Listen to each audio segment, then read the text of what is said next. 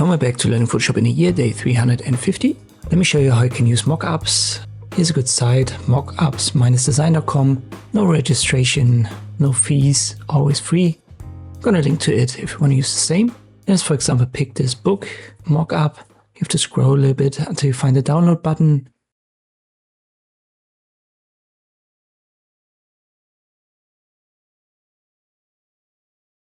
If it doesn't start, here's a direct link. Already downloaded it so that we don't have to wait. Once you've got it, just left click here. And by default, it should be a zip file, so you have to extract it. I've already done that too.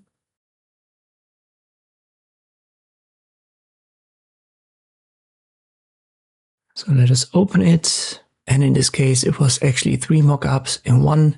Just make sure Photoshop is open. Let me put that here. And then drag and drop the mockup. Should be a PSD file. Every mockup looks a little bit different. In this case, the first layer we don't need. Second is the cover that's used.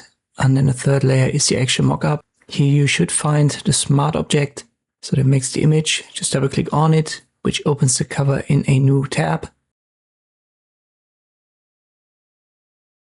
And here you can now import your own. So let me pick one of my book covers from my latest release, Therapy. If you're interested, you can get it still for free on Amazon, but not for long anymore. I can only do that for 5 days in a row until Amazon sets it back to the original price. So when you watch this video, it might already cost you something. But when you're quick enough, you can still get it for free as a Kindle version. Just as a side note, once you've got it dropped here, press Ctrl T, resize it, and then press Ctrl S to save it. I'll switch back to the mockup, and you can see it has been put into position, has been given all of these effects, for example, the noise, the contrast.